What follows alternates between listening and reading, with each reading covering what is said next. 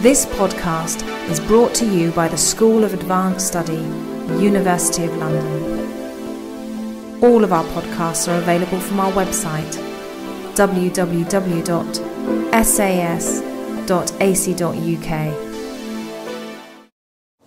It's a great pleasure for me to...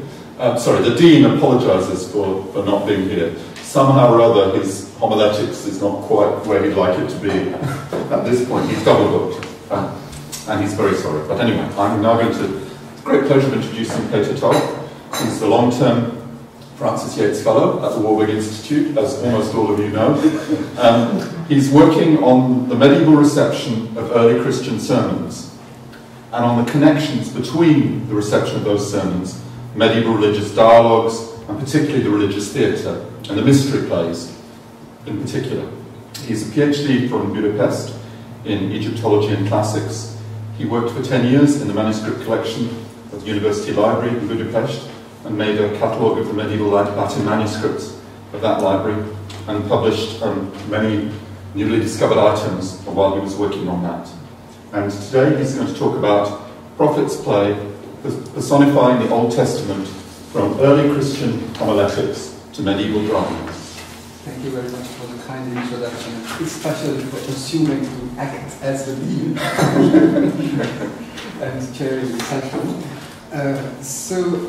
When I was preparing, so you see, prophets are here, so we have to go into them now. And when I was preparing for this talk, and I was trying to find a good introduction to give an insight of what I would like to speak about today. I was trying to find something very apt, and then it happened that I found a passage, a short sentence in a book by Joseph Hillis Miller, who is writing about the Virgin's Pygmalion and the different aspects and dimensions of the Pygmalion story as an allegory. And in the very first page of the book I found this curious and very apt sentence where he describes the whole legend or the whole image of Pygmalion as a kind of paradigm or a model where we can see the terrible performative power that figures of speech may have, because these tropes, the figures of speech, tends to materialize in the real world. So as he interprets the story of Pygmalion, these are kind of allegory for the personification, for the power of the prosopopoia, the personification of something which does not have a life in itself, but due to the personification, it can come into life, act like a being, and materialize and appear in the physical, real world. And that's the very meaning of the Pygmalion story, according to him. And when I read this sentence in this book, I realized that it is exactly what I would like to speak about today. The power of the figures of speech, the figures of rhetoric, the power of the human speech itself, but it is in a completely different case. So it's not Pygmalion's story, but it is about a special method of quoting the Old Testament passages with which I would like to illustrate the truth of this particular description, or sentence, or summary. So I would like to show you the story, the reconstruction of the story of a particular method of quoting the Old Testament, which constitutes the framework for a very interesting and curious game, where the speakers and writers, Christian intellectuals, are playing with the Old Testament citations and texts in the most particular ways. And by doing this, they are creating new genres from the quotations, from fictitious monologues, dialogues, up to whole narratives, which all these figures in the Western European tradition of the Middle Ages will have a very special afterlife, as we will see at the end of the talk. But in order to understand what's going on here and how is it possible to play with the sacred texts of the Old Testament, we have to be aware and we have to understand the importance of the Old Testament quotations for the Christian literature and Christian intellectuals. So we have to go back to a period when the emerging Christianity was about to separate from its Judaic environment, and it was about to define itself as the continuation, on the one side, of the Jewish traditions, but also as a fulfillment of the Old Testament prophecies So for Christian intellectuals who were arguing either against the Jews to convince them that Christ was the real and much expected Savior, or they were arguing against the pagans who had the claim that Christianity was nothing else but a newly invented recent sect, they made extensive use of the Old Testament as a kind of treasury to show up the roots of Christianity in the legendary past for the pagans, and for the connection, to show up the connections between the Jewish heritage and the newly emerging Christianity. So it's not surprising at all that there is a very strong emphasis made always on the typological connection between the Old and the New Testaments in these scriptures, from the Gospels onwards, and also in the other New Testament genres. The importance of the Old Testament is just a quotation from the Gospel of Luke, where the conversion of the two disciples going to the village of Emmaus is achieved by this particular moment when Christ, who is hidden from them, he is explaining to them what was said in all the scriptures concerning himself. And it is the moment when they realize that this is really Christ who is speaking to them. And this very, very important role of the Old Testament in the early Christian literature and discourse is described nowadays by a scholar like Hadid Amiral as a cornerstone in the consolidation of distinctive Christian identities. And he calls this very strong emphasis on the importance of the Old Testament as the adoption and appropriation of the Jewish scriptures. So we can see how important it was for the Christian literature, Christian tradition, to emphasize its connections to the Old Testament. So it's not surprising at all that we find a lot of quotations all over the Christian literary documents, from the Gospels onwards, through the other New Testament genres, up to the patristic literature. And it's also not surprising that if someone could find a really good quotation which thought to be the foreshadowing of a particular Christian event, or of a particular Christian doctrine in the Old Testament, this quotation was kept by the authors and used all the time, all over, again and again in the Christian literature. So we have these quotations which are coming up again and again in Christian literature. They are highlight quotations. They are always there when something about the Christian doctrines is argued or disputed. But if we check these quotations against the biblical original text, we will find some curious problems of these certain odd quotations. What are these problems? I would like to show you three highlight quotations and the problems related to them. One of the favorite quotations of the church fathers, which is used all the time when they are speaking about the birth of Christ from a virgin, it's the famous quotation from Isaiah, "Behold, the virgin shall conceive." I've selected a passage from the 2nd century Justin, from his first apology against the Jews, but I could have done it from many other writings. And if we check the quotation from Isaiah against the Greek version of the Old Testament and the original Hebrew text of Isaiah, we will find two major differences. One is the difference in the verb. So they will call has Justin, and you shall call, or you shall name him in the original text. That's what we have. So in Justin it's the third person plural. In the original biblical text it's the second person singular, because in the original context it is addressed to King Ezekiel as a kind of sign from God to him. That's why it's addressed to him, that you will call the name of the little boy as Emmanuel. And the other difference is that the very name of the nascent little infant is translated into Greek by Justin and not kept in the original Hebrew version. But if we check the use and the application of the quotation in the Gospel of Matthew, we will find exactly the same form in the Gospel as in Justin's work. So we would assume that, okay, Justin has just quoted not from the original biblical text, but from Matthew. But arguing against the Jewish scholar, what he actually does in this work, who is an expert on the Old Testament writings, it seems a bit odd. Why to write a Christian form of Old Testament quotation? Why to use it against a Jewish scholar?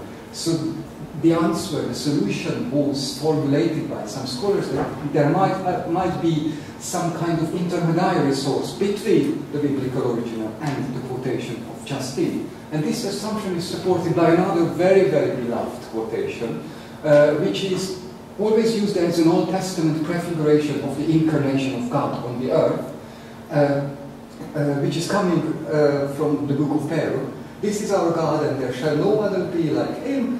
And he was seen up on the earth and conversed with man. It is especially this latter part of the quotation which was very important for the incarnation. But if we check the use of the quotation, it's sometimes quoted anonymously without any name, but most generally it's always attributed to Jeremiah, which is not a misattribution, it should be in brackets. It's just an archaism, because Baruch was regarded as a disciple of Jeremiah, so the collection of his prophecies was placed as an appendix to the writings of Jeremiah into the same scroll. So the attribution of the quotation to Baruch is just a sign that it comes from the scroll, the Jeremiah scroll, and not from Jeremiah himself. But when the books were not preserved and not copied in scrolls anymore, the quotation always remained the same, and it is, even in the Middle Ages, it's always attributed to Jeremiah instead of Baruch. So there could be some intermediary source between the original biblical text and the quotations here as well. And there is a third case, which is again a very much used and a very favorite one, coming from the book of Deuteronomy, which is quoted here by Eusebius in the early 4th century as a saying by Moses himself, as an attestation that Moses knew that there will be an even greater prophet than him who will come and save the people of Israel. But if you check this quotation in Eusebius' work against the biblical originals, we will find that it's a composite quotation, which is conflated from different little words of different verses of the same chapter of the book of Deuteronomy into one saying, which is placed into the mouth of Moses. And exactly the same form comes up in the Acts of the Apostles, in the speech, in the long speech of Peter, when he is convincing the Jews with Old Testament quotations, and he has exactly the same composite and conflated form of the quotation, just like Eusebius. But again, if we check the original form of the text, the meaning of the prophecy in the original biblical text is almost or exactly the same. So one cannot see any point in quoting a philologically and historically incorrect version of the quotation instead of the biblical original, which should mean almost the same. So what is the explanation for this curious incorrect quotation? The answer for this question was found at the end of the 19th and the beginning of the 20th century, and especially by the researches of James Randall Harris, who at the very beginning of the 20th century tried to find the background of these incorrect quotations, and he found the answer in assuming that there were some collections which contained selected quotations for the different aspects and topics of Christian argumentation against the Jews and the heretics and the pagans as well. So, according to him, there might have been collections arranged under different headings, collecting the quotations which are thought to be proving different aspects of the Christian doctrines, as quotations attesting to the virgin birth of Christ, his passion, his death, and so on. And there was another type of collection which was arranged under catchwords. And in these chapters, or in these groups of quotations, those biblical passages were collected and put together which contained the same catchword. As for example, the coming of the Lord was emphasized in several passages in the Psalms, and they were collected as quotations foreshadowing the coming of the Lord. That was Harris's assumption, and he actually managed to find quite a few extant collections which contained arranged quotations exactly in the same manner. So the earliest one is a Latin collection made by Cyprian of Carthage, in the 3rd century, and its title is Testimonia, so witnesses against the Jews, to a certain Philippus. And there are 2 other Greek collections arranged exactly in the same manner under headings, quotations, as we have it in the title of the second one, the pseudo-Epiphanius one. The title reads as Testimonies of the Holy Scriptures concerning the coming from heaven to earth of the Word of God. That was the first chapter of the collection. And then the miracles made by him on the earth. That was the second chapter. And his passion and resurrection and his second appearing. So these were the headings which contained the different Old Testament quotations. And the title was again Martyriae, which means witnesses, testimonies against Jews or any kind of opponents of Christianity. So that was the first step to make the use of the Old Testament even more effective in Christian discourse against the opponents of Christendom. So it was now, having these little collections in their hands, it was only up to the Christian intellectuals to use them very carefully and very creatively. The most general, and if we check the quotations in these collections, and that's the main proof for their great popularity, we will find exactly the same biblical forms in the collections. So for the quotation from Isaiah, we will find exactly this Christianized form in the pseudo-Epiphanius one and also in pseudo-Gregory. The same situation we will have with the quotation from Baal, which is, as we see in the pseudo-Epiphanius collection, is attributed to Jeremiah, as in the introduction Jeremiah says, and then comes Baal. And also the same in pseudo-Gregory. And we have the same composite quotation from the book of Deuteronomy in both of the Greek collections, just like we have it in the work of Eusebius and by many other authors. And how these testimonial collections and the quotations collected in them were used, the most ordinary and most simple way of making use of them was to name the source and quote the text. So that's what we see in the Epistle to the Romans by Paul, where he makes use of a catchword or a collection organized by catchwords in arguing for the salvation of the Gentiles. So the expansion of the promise given to Abraham to the Gentiles and the heathens. And he has a long list of quotations which all contain the very word Gentiles, as we see here.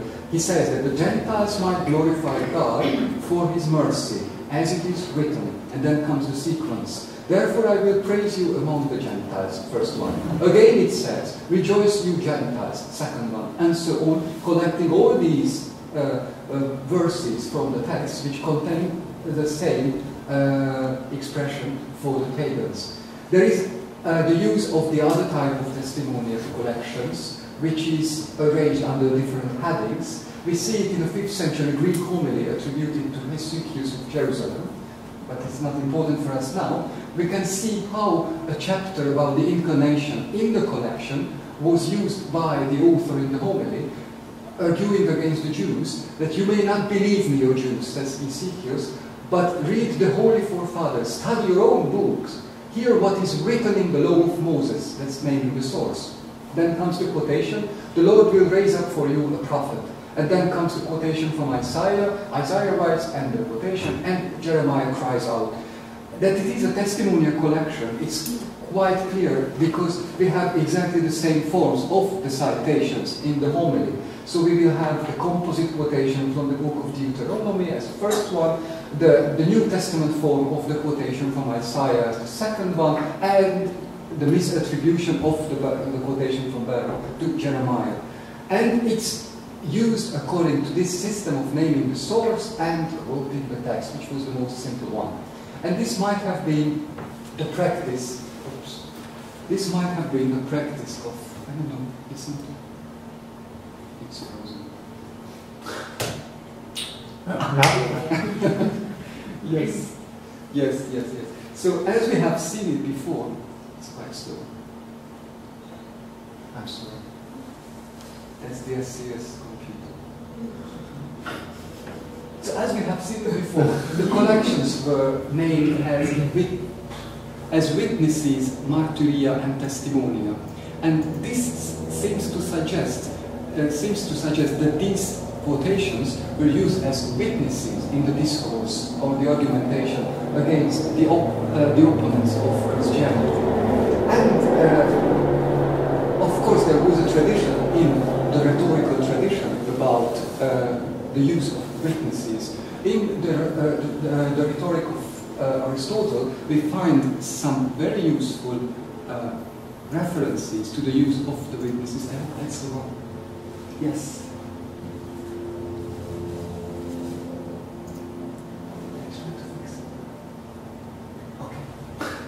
And he speaks a lot about the importance of the witnesses in the rhetorical tradition and in especially the forensic speeches.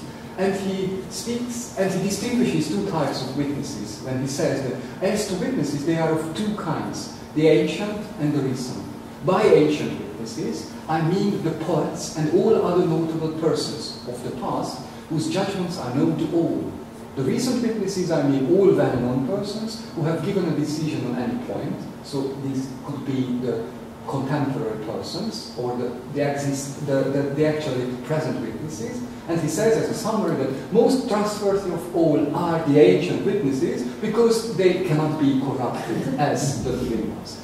And we see exactly the same use of the ancient witnesses by the church fathers, because for them the martyria, the testimonia of the Old Testament prophets were the ancient witnesses which cannot be corrupted, and they were also very authoritative figures of the past as being the prophets of the Old Testament. So they actually followed the example or the suggestion of Aristotle when they were quoting the Old Testament texts and prophecies as ancient witnesses.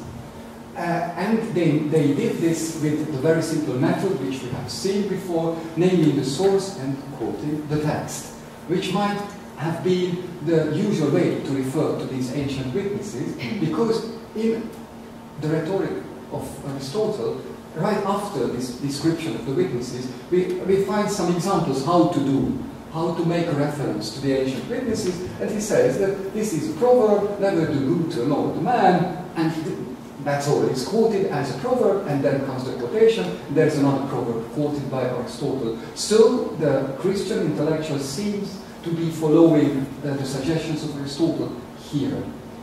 But the situation was completely different when they were treating or dealing with an actually present witness in the forensic rhetorical tradition. Because if they were present, it was a completely different situation. And Quintilian addresses the problem with the words that the task of dealing with the evidence of the witnesses actually present in the court, one of great difficulty. And consequently, whether defending or impugning them, the orator employs a twofold allegory. And he starts to describe his instructions, how to refute, how to embarrass, make the witnesses shy, and there are several psychological suggestions to refute the witnesses. And as an excellent example for that, we have a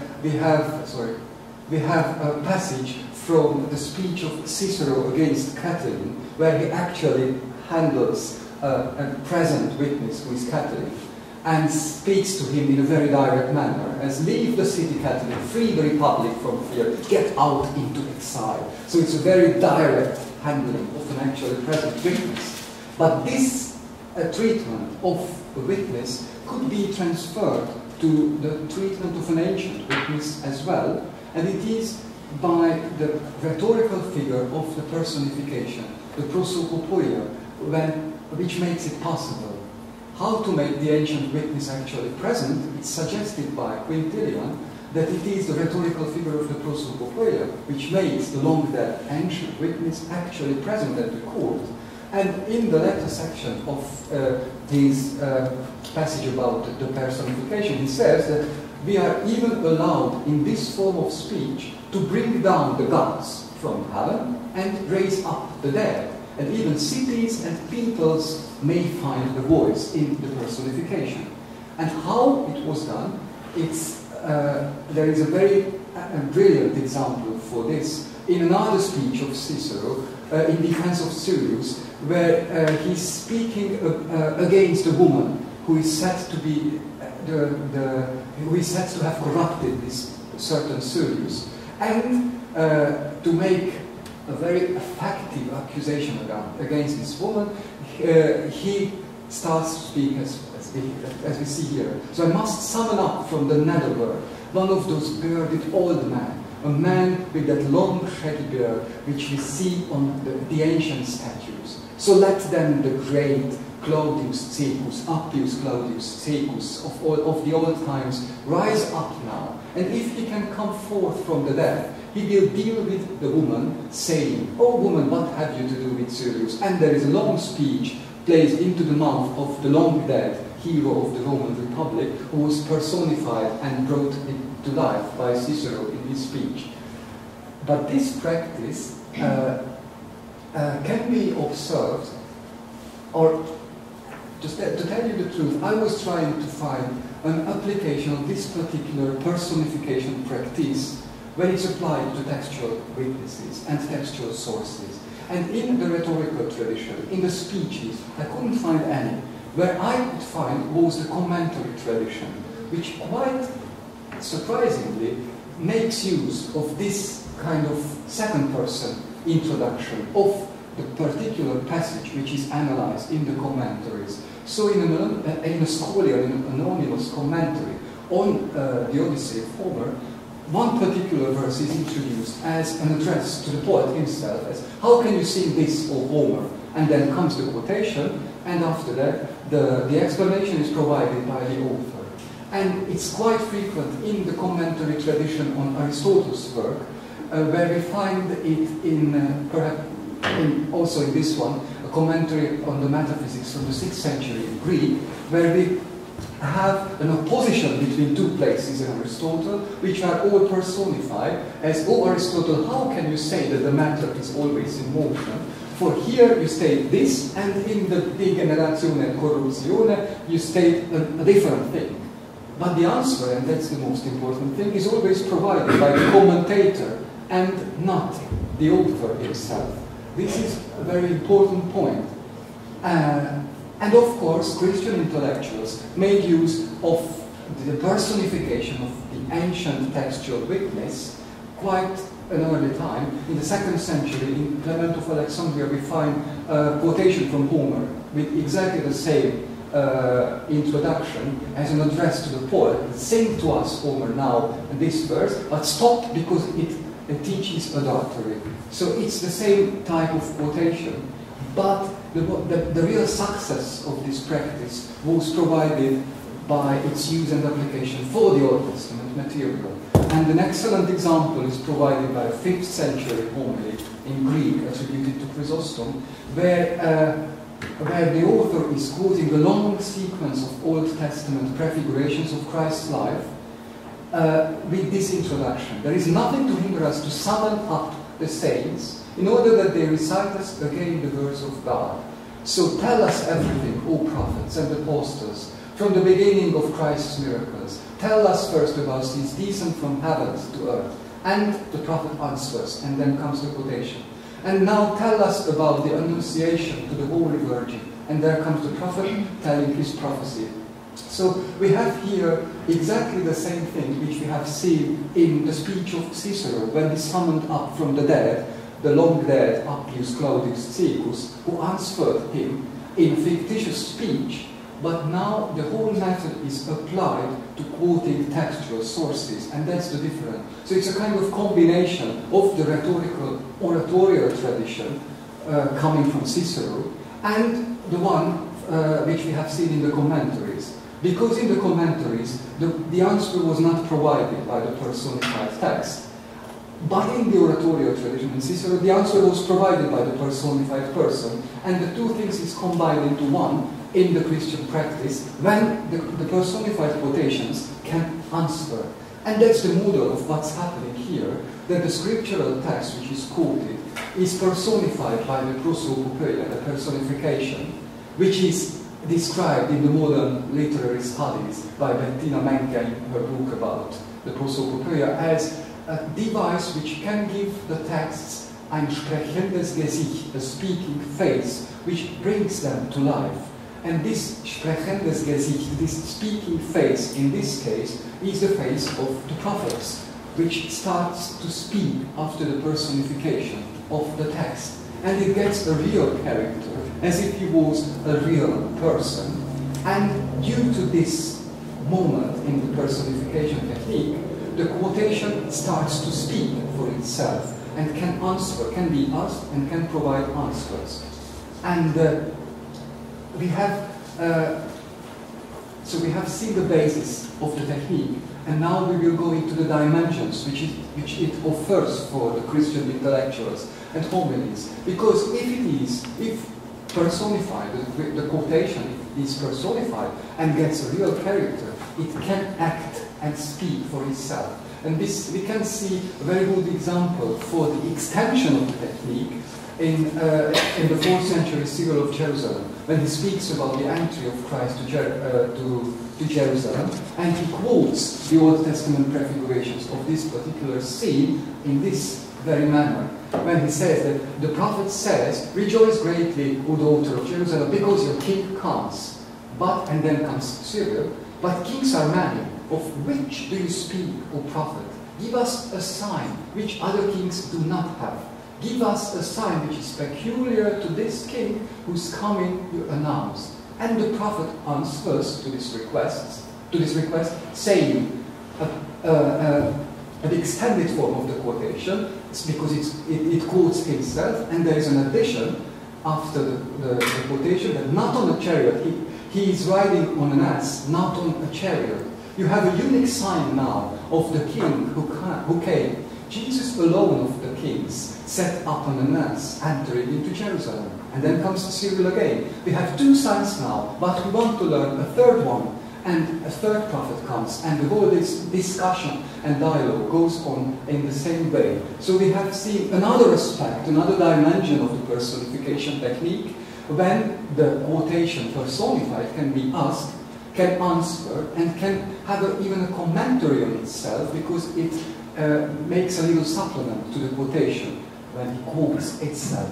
So this is, these were the two basic steps, but the bravest authors of Christianity in the 5th century could go even beyond this, and they were not satisfied of having speaking and conversing quotations in a timeless eternity. They wanted to have a context for the dialogues of the quotations, and they wanted to create a context for this speech. And we will see an example how they did it, because they wanted to put the interpretation of the texts not only into the speeches of the personified quotations, but also into the context. And for this, they were making use of the exegetical guidelines of late antiquity, which is a very simple approach to the texts. Because the tradition, which comes from the commentary tradition of Homer and other literary texts,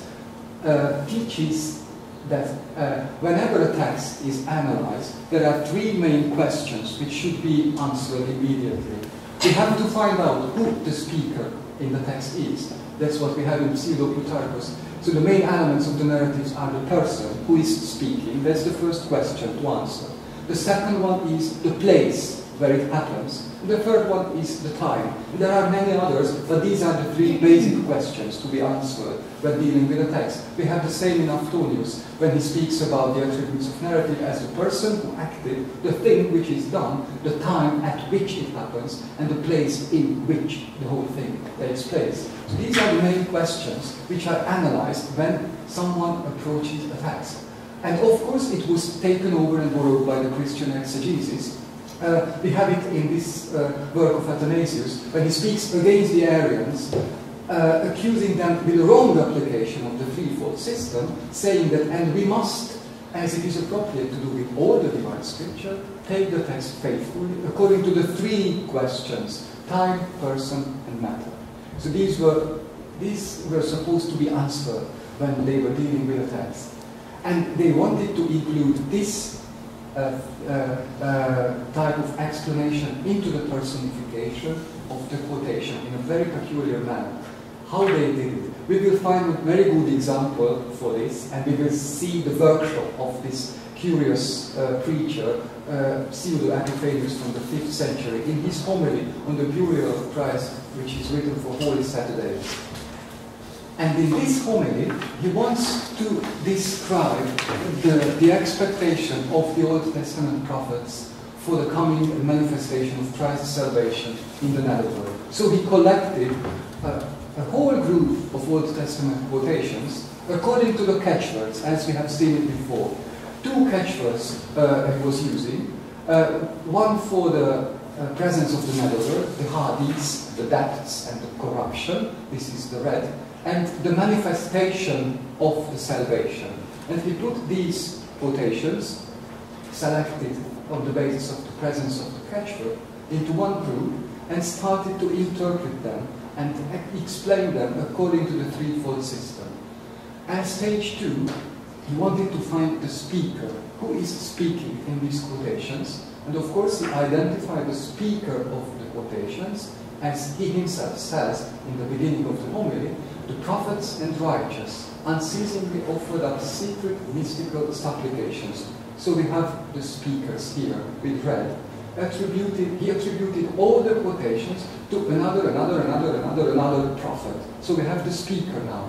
Let's see the second question, answered by Epiphanius, which is the place where the whole thing takes place. He wanted to find out. And he, in his words, provides the answer for the second question, that it happens in the common prison of Hades, where both righteous and unrighteous for ages past were sleeping. So we have one part of the context, which we will read. And the third and last question to answer is the time when this whole thing happens. And he finds it, he identifies it with the period taking place before the arrival of Christ in the netherworld. What he expresses in the following words: it happens before Christ manifested himself in Hades with his divine and blameless soul, bereft of body but not of divinity. So we have all 3 aspects of, we have answered all 3 questions of the exegesis. We have the speaker, we have the time, the place, and there's the interpretation coming, hopefully.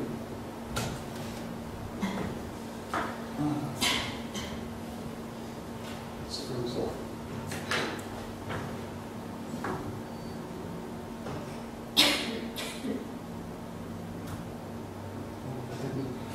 We have it on the handout. So for safety, I prepared a handout. And this is number 3.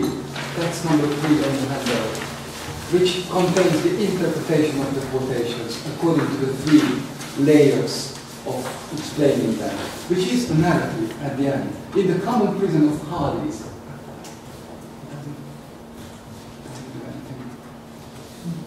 because in the common prison of Hades, where both righteous and unrighteous from ages past were sleeping, the prophets and righteous unceasingly offered up secret mystical supplications to God, begging for deliverance. One cried to God, from the belly of Hades, hearken unto my cry. Another cried, this. And at the end, the God of tender mercies verily heard all these cries, and he manifested himself in Hades with his divine and blameless soul. So the consummation of the interpretation is a narrative, and that's the very end where this process of personifying the quotations can reach, because this is the most, I would say, the most persuasive way of interpreting the quotations, with personifying them and placing them into an interpretative context, which I wanted to show you here.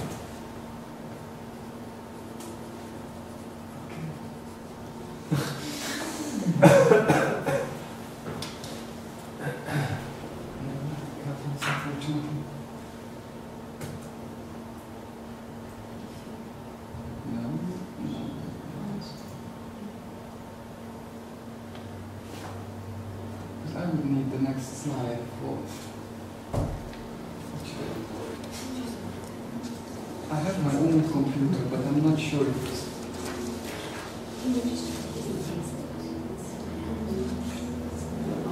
Way out from my own chair. Well, I tried. I let it escape, sorry. Yeah.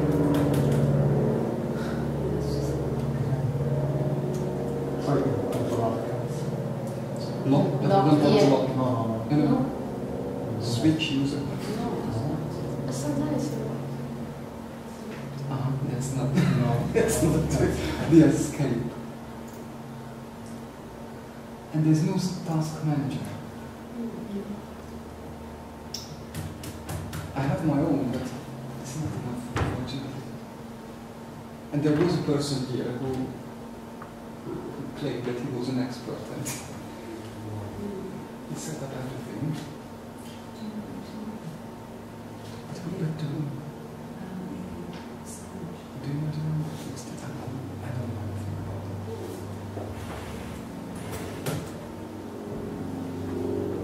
I'm so sorry.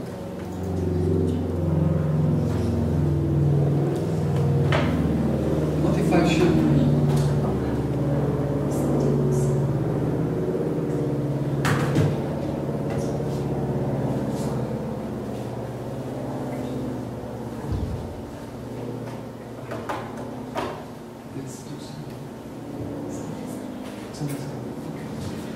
So I tried to describe it with my own words without the help of the presentation.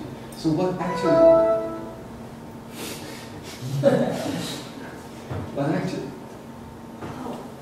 that was in the sky. Is he coming? Okay.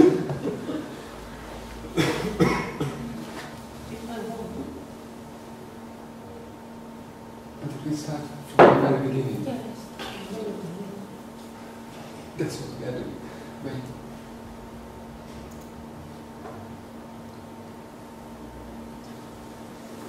I'm sorry. I still don't.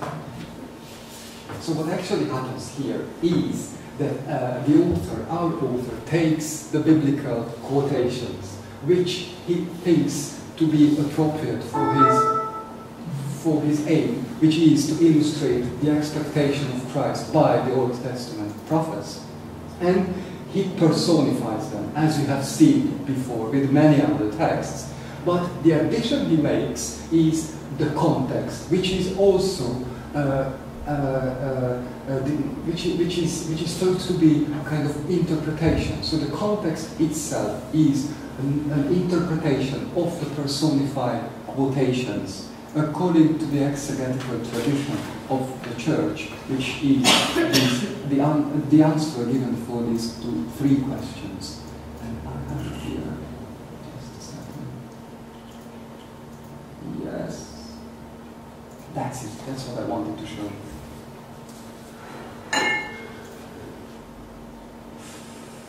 Which is it? Slideshow. From current slide. Yes, that's what happens here, the narrative model, which is the scriptural text, which is personified. And after that, these texts are given ein sprechendes Gesicht, which is the prophet himself, the real character of the prophet.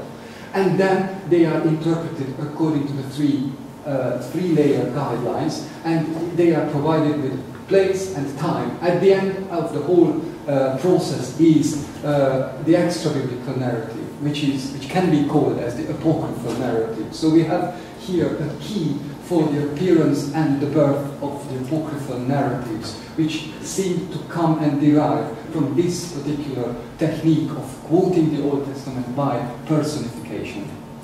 And this method was quite widespread in the Greek homiletics of the 5th century, because there are many cases when they applied it and they created new narratives with exactly the same type of practice. So we have a very curious scene in the homily on Lazarus by Hesychius of Jerusalem, when right before the resurrection of Lazarus, the Old Testament prophets are gathering around the soul of Lazarus, who is just about to come up and answer the call of Christ, and they are giving messages to Christ, to Lazarus, to send them to Christ, which are all Old Testament prefigurations of, it's alright now, hopefully.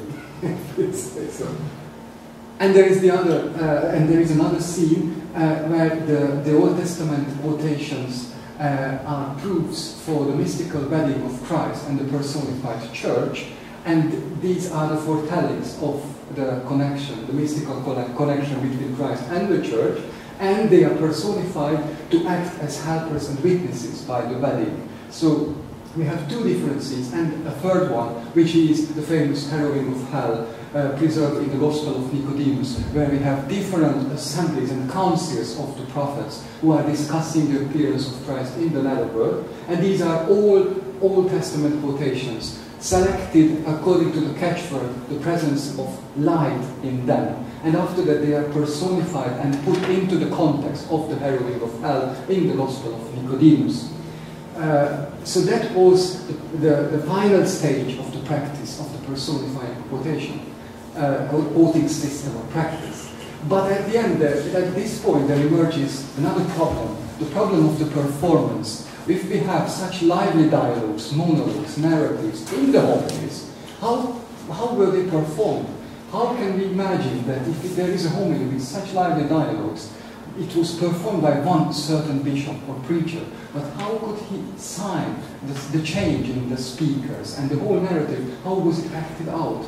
In the recent study of Mary Cunningham, she addresses the question with the words that it is certainly difficult to imagine how one bishop would have delivered such a homily.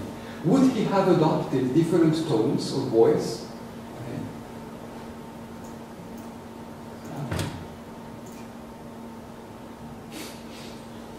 I was too optimistic to stand in the way.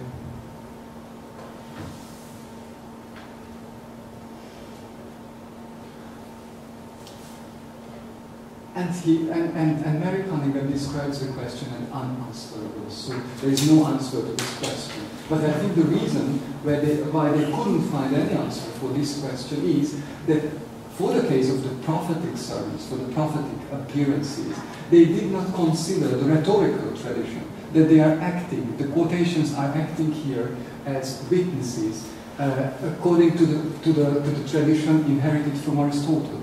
Because there was a very well described and preserved tradition of how to handle the witnesses in the courtroom, especially the ancient witnesses. Because from the extant speeches of the Greek orators and of the Roman orators, we have a screenplay how they used the ancient textual sources as witnesses in the courts. And what we have is a very clear system that all these written documents which were used by the speakers during the speech were read out by different persons. These were the clerks who were asked to read out the documents in order to avoid any kind of confusion or fraud or misuse with the documents which were used during the trial. So they were the official persons to read out every written document which was supposed to use during the speech. And we could see if it was working, we have an interesting speech by the 4th century BC orator Aeschines, who is making use of an extensive use of the Homeric texts for his case in this speech. And in this extant speech of his, we can see how the whole thing was going on when he asks the clerks, who is called the grammatos in the Greek tradition, to read out the quotations from Homer, and another one, and another one, and another one. Oops. I made the last attempt.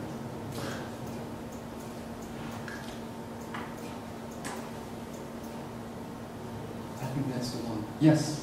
You can see here with red the addresses given by the speaker to the clerk.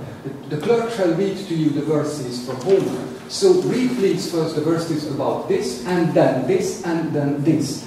So this was a quite widespread practice in the courtrooms of late antiquity, either in the Greek or in the Roman tradition. In the Roman tradition, the clerk was called the scriba, and we might assume that it was the same thing in the Christian tradition as well. So when they were referring to a document, a written document of the past, they might have used the same technique. So to ask someone else to read out the quotation which was used in the homily. And this person might have been a lector or someone, a member of the choir, who read out the text for the homilist or the speaker.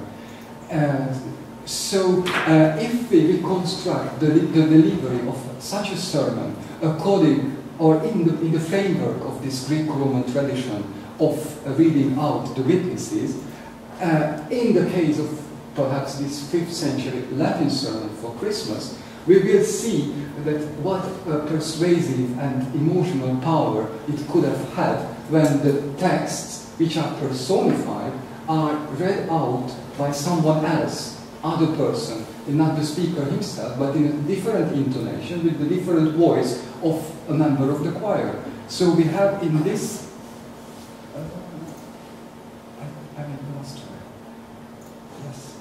in this homily, when the author addresses the Jews, you still do not believe that Christ is the Savior, so I will quote you many witnesses of Christ, and let these confound you that are only hearers of the law but not doers of it. So come now, Isaiah, he says, bear witness unto Christ. And Isaiah appears. Behold, he says, a virgin shall conceive. The same testimony, the same quotation from the testimony collections with the same New Testament form of the quotation. And then, let me now another witness come forth. You too, O Jeremiah, bear witness unto Christ. And again, the misattributed quotation from Baruch to Jeremiah comes up to the scene as personified and perhaps uttered by someone else than the speaker. So we can imagine how effective this technique of the delivery of such a personified quotation could have been in the church. And this particular sermon was selected as a liturgical reading for the Vigil of Christmas. So it was read from the 6th century onwards every year before the great liturgy of Christmas in the church. And in the 12th century, books, lectionaries, we will find very interesting introduction to this particular sermon. In this manuscript from Laon, from the late 12th century, we will find the introduction as it reads here. This is the big O with blue. This is the ordo, the order of the prophets. And then comes Isaiah, girded, clothed in a dalmatic, with red stole hanging halfway down before and behind him. Jeremiah in like fashion. So we have costumes and masks for those people who were reading out the prophecies. But so it is something completely new, a new step in the materialization or the personification technique of the Old Testament quotations. And fortunately, we can see how the whole thing looked like, because there is a, and that's what I wanted to show you, and hopefully it will succeed. In this, because it's reconstructed, the content of the manuscript is reconstructed by a Spanish group devoted to the ancient music, and we will see. I selected 2 prophets to show you the quotations personified, which are taken from the testimonial collection. They have the mistaken and incorrect forms when they are personified in such a manner in this manuscript from Laon.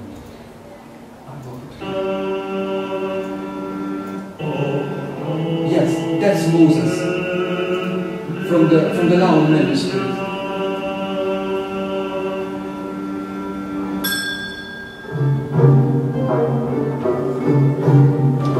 And then comes the personification in its real form.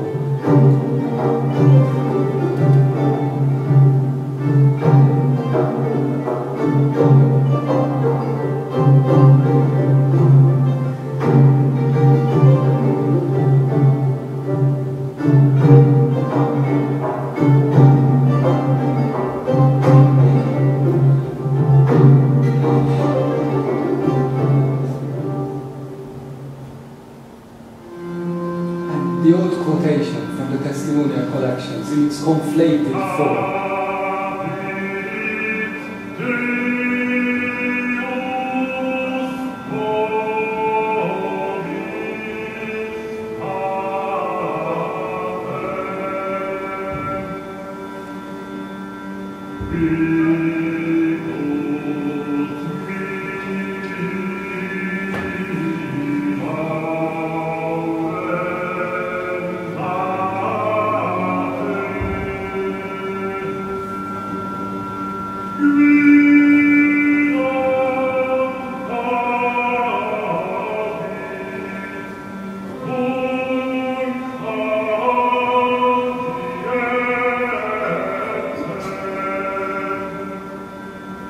And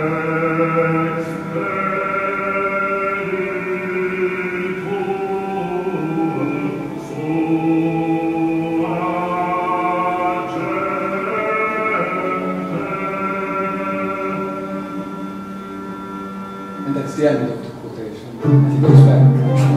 And it goes on in the same manner with all the other prophets. A very short excerpt I would like to show you. When the misattribution to Jeremiah takes place, he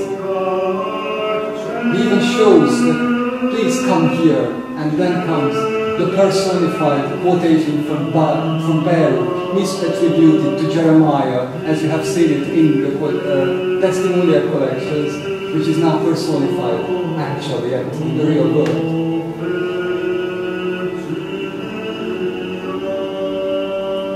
And then comes the misattributed quotation.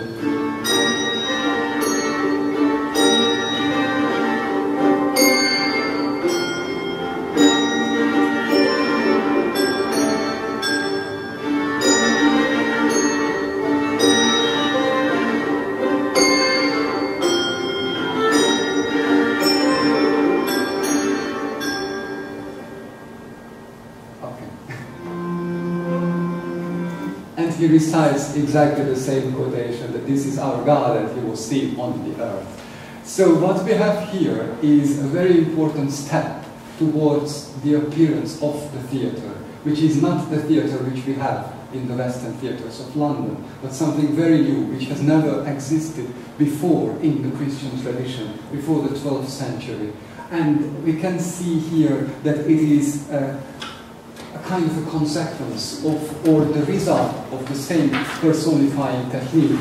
And I've tried to make a model for that as well as the closing slide of the whole talk, which illustrates the terrible performative power of the figures of speech, which I quoted from the book of Miller at the beginning, which tends to materialize in the real world, which actually happens here when the scriptural texts are personified by the figure of personification as speaking quotations and real characters, and they can recite themselves, and after that they can comment on themselves, they can have dialogues with each other or with the speaker himself, they can act as characters in an interpretative context of an apocryphal narrative. At the very end of the story, due to the special delivery of these sermons, they can really materialize in the real physical world as actors whom we could see here in the prophet play from Laon. And afterwards, this prophet play was very much used in the stages of medieval Europe in different cycle plays and introductions to plays. But this is a completely new story which should be analyzed separately. Thank you very much for your patience.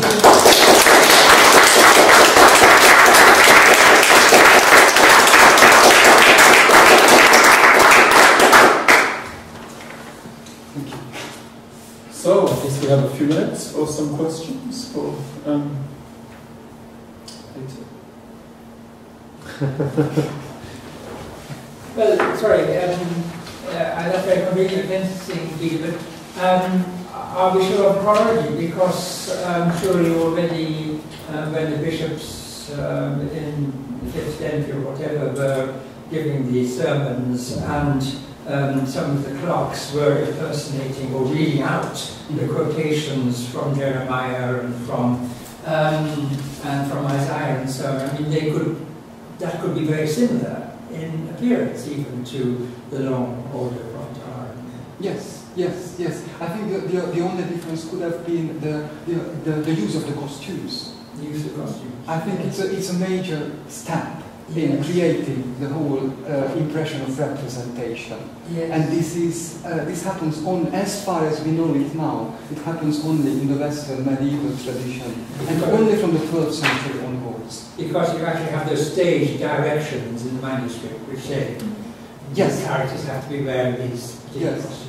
Perhaps it has started before that, because here it seems nothing special, so it's just there in the manuscript. So the tradition could perhaps be earlier. Yes. But in the patristic tradition and in the Greek manuscripts, we don't have anything like that. So there is no introduction and suggestion about the costumes and masks in the Greek tradition, and in the early Latin tradition it's also missing. So it appears in the Middle Ages, and the reason for that is still quite obscure. So scholars are still disputing and discussing the question, why was it so important to personify the prophets in such a effective and persuasive manner exactly in this period of the Middle Ages.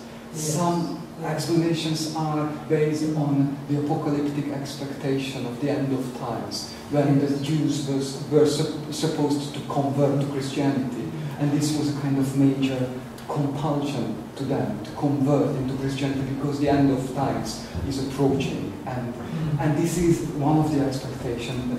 Another one is based on the notion of representation, the change in the notion of representation in Latin Christianity. So there are many explanations for the sudden appearance of this practice, but I don't think the whole thing is solved. What is brought in, as manifest by the video, is not just the dramatization, but also the setting to the music, the chanting, which we know. Yes, but in the early period. That's right. But in the earliest copies, we have the notes, and it's like a Gregorian chant. Yes. And this was a later adaptation from Santiago de Compostela, when music was added, and also some vernacular additions. So there were introductions describing who this person is, because the congregation perhaps couldn't understand the Latin. So there was an introduction given in the vernacular that now this is Jeremiah, who is this prophet and this prophet living in this and this time, so please hear him. And then came the Latin text. So it was a later adaptation, but the content of the text is exactly the same as we have it in the Latin manuscript. Thank you, that was wonderful, and it really, to my mind, a very persuasive account of the movement from rhetorical practice in the courts. So I have a comment and a question. I'll start with a question, which is that I wonder if you have to go as far back as Aristotle. What I'm thinking is that, given that you're working in the period of church fathers, I wonder if looking to the court practices, or indeed the oratorical practices, would be more precise, of the second sophistic, yes. Would be a more immediate kind of source. Just to see the ways in which they translate that, let's say the representation or the personification of witnesses in terms of the kinds of speeches and I don't want to say court practices so much as oratorical practices of the second sophistic, which would just be more, contemporary. But the second thing, this is a comment. This is just more fuel for your argument. This is more proof for your argument.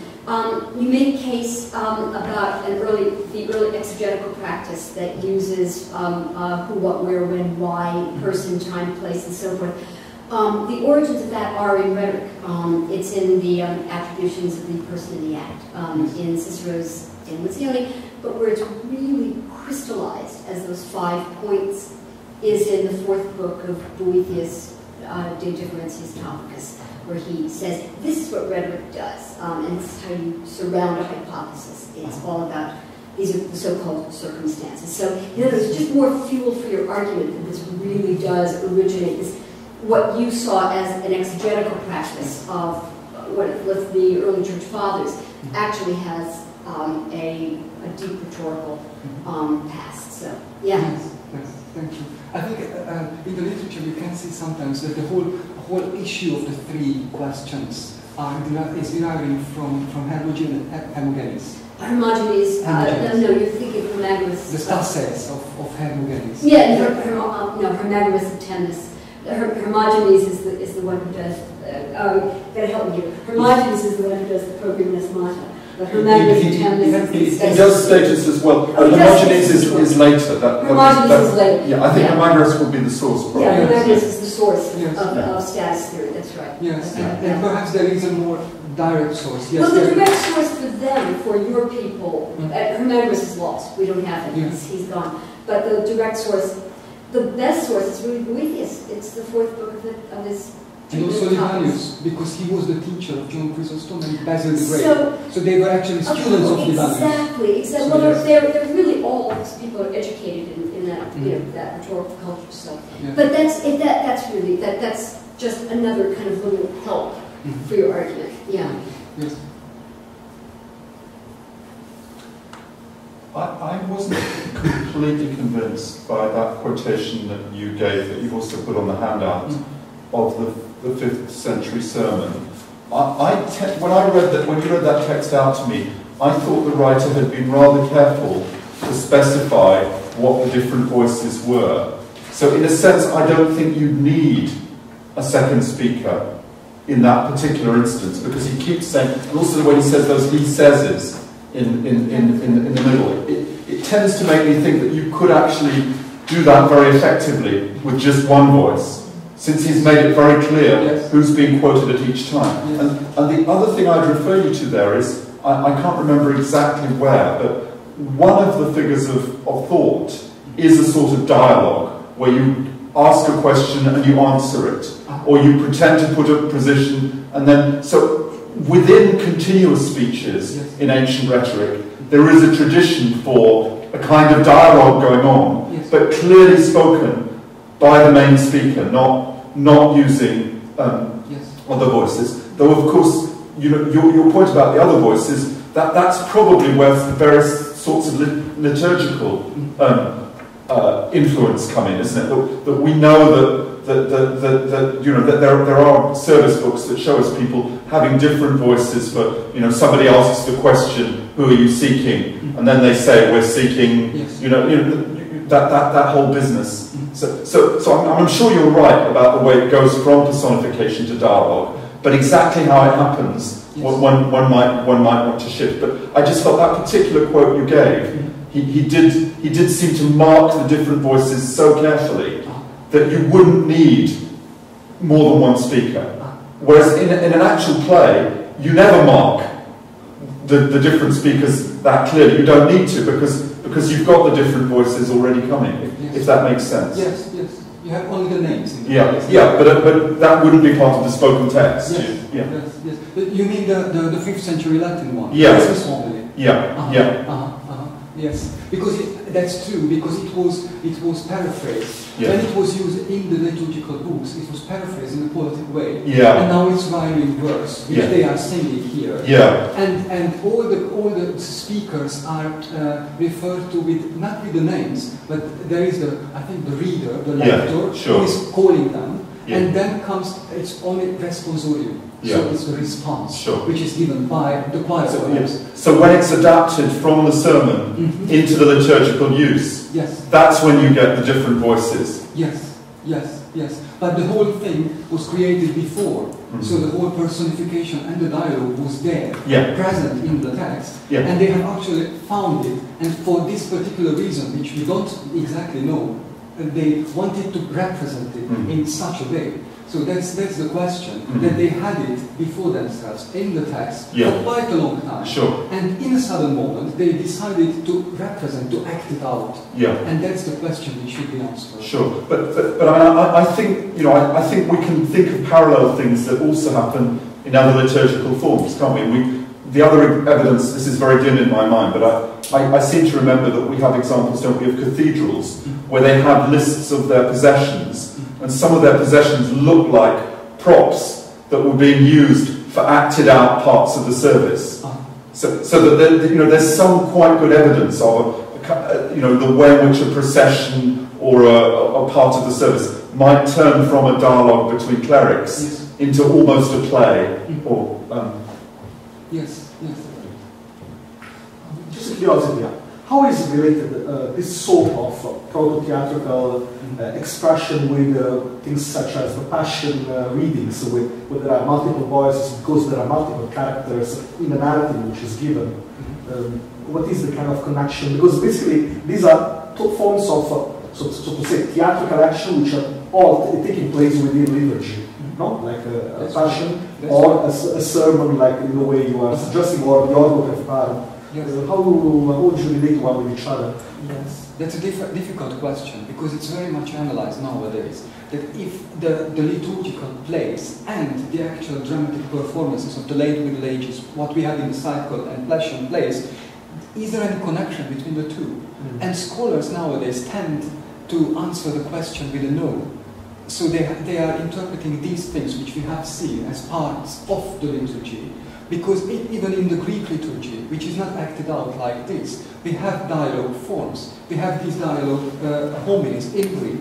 We have dialogues, liturgical poetry, in the liturgical poetry of the Byzantine tradition, which is not acted out at all. And we have the Syriac dialogue poems as well, which we were reading for quite a long time now, and they are not acted out. But they are genuine dialogues, very lively dialogues between Joseph and Mary, and they are not acted out.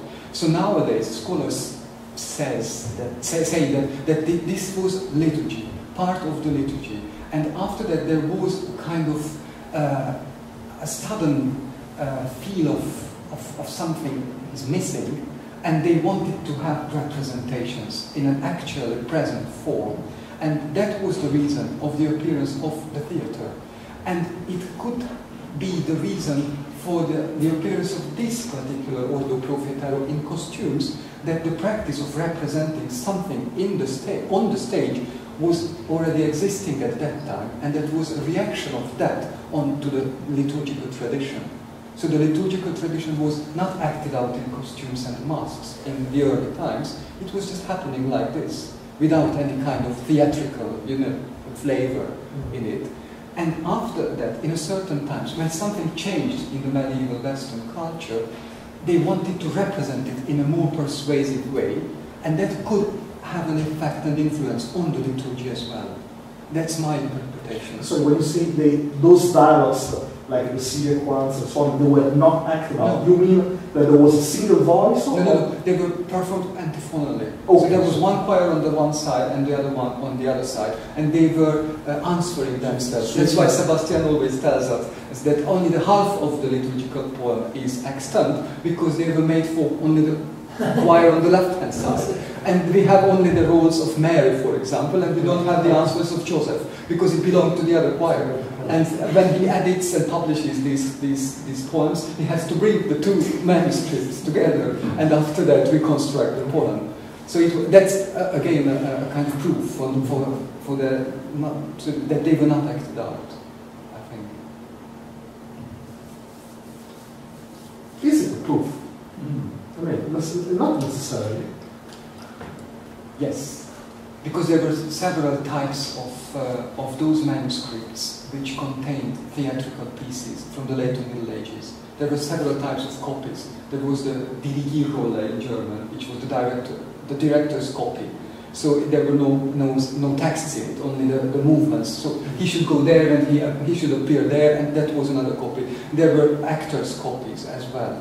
So they had only their roles listed on a particular leaf. And it didn't contain the whole play, so that's right. In this sense, you are right.